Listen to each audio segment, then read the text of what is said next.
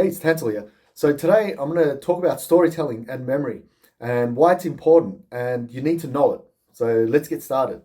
Now, how memory works is not by repetition, right? You can do that, but you won't remember a lot, right? Let's say you've got these bits of information to remember, right? They're not just lines, they're information, let's say. Now, if you were to just isolate each and every one, there's quite a few there to remember, right? But if you create a story, what happens is that becomes one thing, that might become one thing, that might become another thing, and that's a whole thing there as well. Now you've only got four things to remember. How does that work?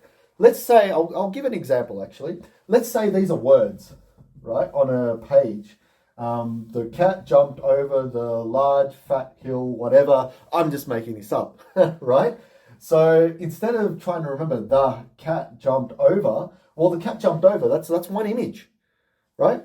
The big fat hill. That's another image, right? So what happens that if we start viewing information in images of what you see, then connecting the story together, right? We could start to really understand what's going on, right? Instead of trying to remember 30, 40, 50 words, we're just, visualizing four things that are happening, four scenes, right? When you're watching a TV show, you don't try and memorize the dialogue. You just kick back and watch the scenes, right? So this is what's happening here. And that's why storytelling is very important in memory, because if you can see the story, right? If you can see the story happening, there's more of a chance, more likely than not, you're going to remember it. If you don't see the story, guess what happens? It becomes abstract data. Then you go back and reread that information, right?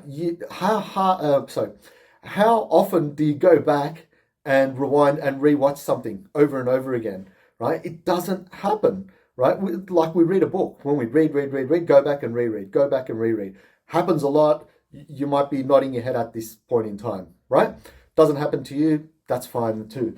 So storytelling, right? If we want to remember something, right, not just take in, but remember as well, we have to create images from these things. If it's technical words, right? Technical words, they don't create an image in our head, so we have to create something from it. And I've talked about this in a lot of my videos as well. I've taken examples like even the word creativity. What comes into your head, right? There's all sorts of things. Well, you only have to take one emoji, right, of what creativity is, and then you can create a story around that, right? If you're reading something and you come across, well, today is raining, don't just see rain. Try and feel it. Try and get underneath it. Because the more you immerse yourself, the more you're going to remember, right? It's as simple as that. So that's a very quick video on storytelling and memory. So have a think, right? If you're stuck in a particular area of your life with remembering, think about how you could create an image for that thing and then tell stories from, because I can guarantee you that's going to help you out. So that's it for this video. Hopefully you enjoyed it. Yeah, comment down below if you've got any questions, and I'll see you in the next video. Cheers.